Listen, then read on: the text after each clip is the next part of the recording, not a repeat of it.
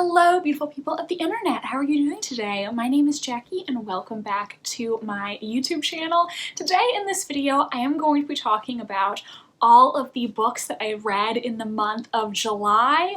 I had such a huge TBR for Jane Austen July, and I'm just gonna be upfront and say I did not get to read all of those books. I still read a decent amount. I just bit off a bit more than I could chew. I read 5 books in total, and while that's not a huge amount, 2 of the books I read were over 600 pages. So in the month of July, I read a total of 2,178 pages and an average star rating of 3.9. Yes, 3.9 stars.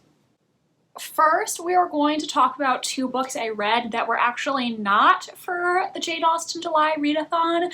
The first of which was The Perfect Guests by Emma Rue, which I gave 4 stars. So this is a very atmospheric mystery book that takes place in 2 timelines. In the past, we follow a teenage girl named Beth, I think her name's Beth, who goes to live with this family at their manor in East Anglia, and she develops a friendship with the daughter Nina, who's about the same age. However, while Beth is staying with the family, there is a tragedy that occurs, and then in a future timeline, Sadie, a struggling actress, is invited to play a part at a murder mystery dinner occurring at that same manor, but things may not be as they seem. First off, I really liked the atmosphere and the vaguely gothic vibes of this book. I love the English setting. I love the atmosphere of Raven Hall, the house in this book, and it kind of reminded me almost of The Death of Mrs. Westaway by Ruth Ware. I believe what I said in my quick Goodreads review was that this book was like The Death of Mrs. Westaway plus An Unwanted Guest by Sherry Lapina. I really did enjoy this book while I was reading it, and I just wanted to keep reading it to see what was going to happen. It did keep me engaged throughout the book. The reason why I gave this 4 stars, though, is because the ending was a little bit disappointing. There were some reveals that I didn't see coming and others that I had predicted, but I felt like the ending was a bit clunky almost. There was a lot of exposition where a character would basically just explain their evil plan, and it just didn't feel very natural the way things were revealed. I wish the author had focused on doing one really big, mind-blowing twist instead of doing a whole bunch of little reveals, because I felt like I didn't always fully understand why characters were acting a certain way and their motivations were not as explored as I would like, and it just felt like the author was sometimes throwing in a new twist to surprise you, but it sort of felt like it came out of nowhere. Overall, though, this book did keep me entertained, and though it was not the best thriller I've ever read, I definitely would read another book by this author in the future. Next, I read The Maidens by Alex Michaelides. I read Alex Michaelides' previous book, The Silent Patient, which was one of the biggest thrillers. It was so hyped on BookTube, and honestly, I was one of the few people who was just meh on The Silent Patient. I only gave it 3 stars. Granted, I think part of that was just because it was so hyped, my expectations might have been a little too high, and knowing that there was such a big twist in The Silent Patient, I was constantly on high alert, and so I did predict the twist slightly before it happened, but this is not a review of The Silent Patient. This is a review of The Maidens, and I will say I did really enjoy The Maidens, and I ended up giving it 4 stars. I really liked this one. The Maidens follows a therapist named Mariana whose husband recently died, and one night she receives a call from her niece Zoe, who is attending a fictional college at Cambridge University, and Zoe tells her that her roommate has just been murdered, so Mariana comes to Cambridge to support her niece. Mariana begins to suspect that the enigmatic Professor Edward Fosca is behind the murder. Fosca has a loyal following among the students, and there are several girls in a group called the Maidens who are Fosca's most loyal devotees. Mariana becomes convinced that Fosca is the murderer, and things go from there. It has vaguely dark academia vibes. There are a lot of references to Greek mythology, Persephone in particular.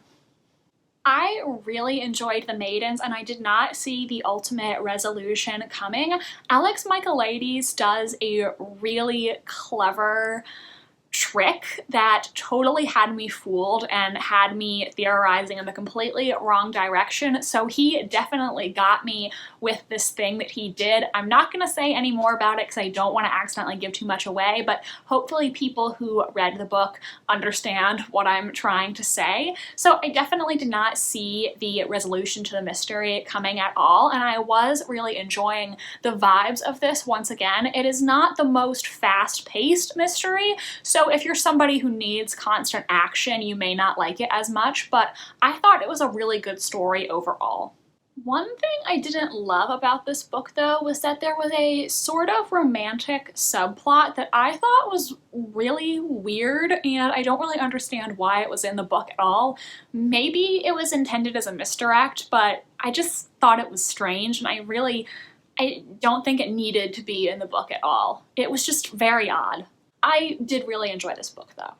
Next, we have the first of the 3 novels that I actually managed to read for Jane Austen July, and that's The Mysteries of Udolpho by Anne Radcliffe. I read this for the prompt to read a book by a Jane Austen contemporary, and I ended up giving this book 3 stars. It was okay, but I think it was a little tonally inconsistent, and considering this is a famous Gothic novel, I just wanted more drama. I wanted it to be more soap opera-y. This novel follows a young woman named Emily living in medieval France, and after her father dies, she is whisked away to Italy to live in Udolpho, which is the castle owned by her aunt's new husband, who is a very sinister character, and stuff happens from there. I don't know exactly how to summarize the plot of this book. Like I said, I feel like it's kind of all over the place because there's elements of romantic and waxing poetic about nature and sonnets thrown in, plus then the Gothic plotline and a little bit of mystery. It's just a lot. And it is over 600 pages. Actually, it might be closer to 700 now that I think about it. It's a big book. Emily as a character didn't really resonate with me. She was fine. She faints a lot, or almost faints. I wish I had $1 for every time that happened.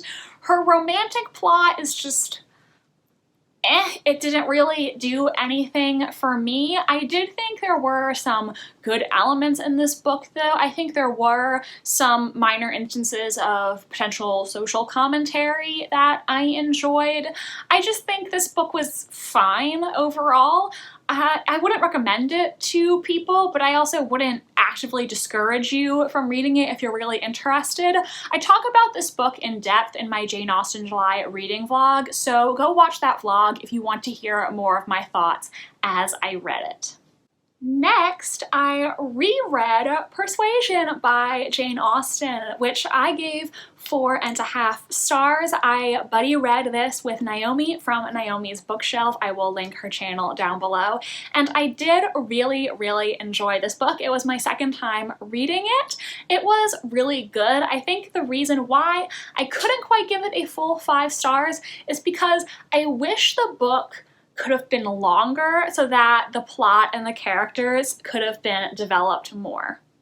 As I'm sure you know if you are an Austen fan, this book follows Anne Elliot, and years ago she had been engaged to Frederick Wentworth. However, she broke off the engagement, and now, years later, Anne is still single, and when she sees Wentworth, now a successful captain, she realizes that she is still in love with him after all this time.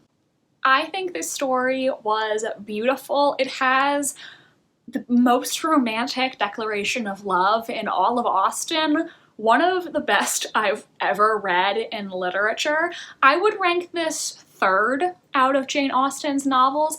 I don't like it as much as Emma or my not only favorite Austen but all-time favorite book, Pride and Prejudice, but I did think it was still a wonderful story and I enjoyed reading it so much. It is on the shorter side though, and because of that I felt like I didn't get to spend as much time with the characters as I would have liked, and I think their personalities and their relationships would have felt more fully fleshed out had this novel been longer. I do believe that Jane Austen wrote this when her health was starting to fail, so that possibly accounts for why it is shorter than her other works. It's a shame that the book couldn't have been longer, but I still really loved it. I gave it 4.5 stars. I think this is a wonderful book, and I would definitely recommend you read it if you haven't and you are interested in Austen. And the last book that I read in July was The Other Bennet Sister by Janice Hadlow. This was one of my 5-star predictions, and I ended up giving it 4 stars. I did really enjoy this book, though I did have a few minor issues with it, which is why it wasn't a full 5. This is an unofficial sequel to Pride and Prejudice, following Mary Bennet, the middle Bennet sister, on her journey to finally having confidence in herself and finding the love that she deserves. The beginning portion of this book recounts some of the events in Pride and Prejudice from Mary's perspective, and then it takes place years after the events of Pride and Prejudice, following Mary's life now and how she eventually is able to blossom and find true love. This book is really long, and I do not think it needed to be as long as it was. However, I did still really enjoy it. I think there were some moments where Janice Hadlow captures Jane Austen's tone really well, and I really enjoyed the writing.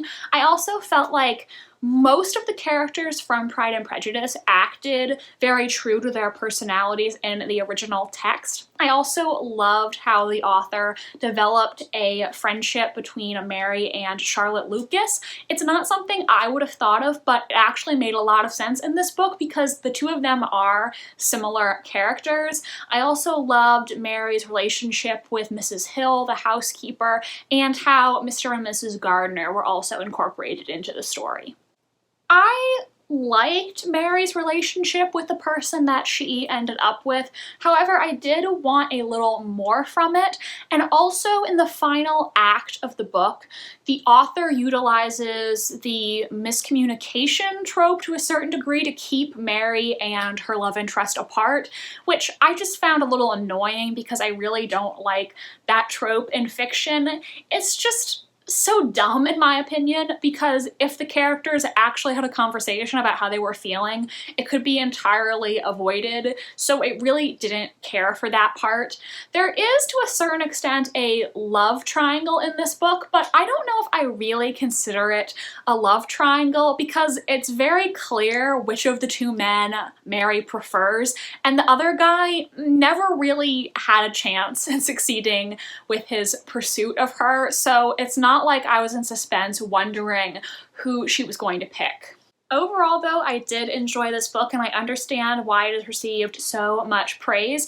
It's very clear to me that Janice Hadlow knows Jane Austen, and I can see how she may have took inspiration from some of Jane Austen's other works while writing this story. If you are a huge Jane Austen fan, I would recommend picking up The Other Bennet Sister. So everyone, those were the books that I read in the month of July. I know I did not fit my entire ambitious Jane Austen July TBR in this month. I did the best I could, and I'm still happy with how much I read. I did read a decent amount of pages, and for the most part I enjoyed everything I read, so I'm happy with how the month went. If you have read any of the books that I read in July, do let me know in the comment section what did you think of them. I would love to hear your thoughts. My social media links are down below if you want to follow me on Tumblr, Instagram, or be my friend on Goodreads. Thank you so much for watching this video, and I hope you have a brilliant rest of your day. Bye, and I'll see you in the next video.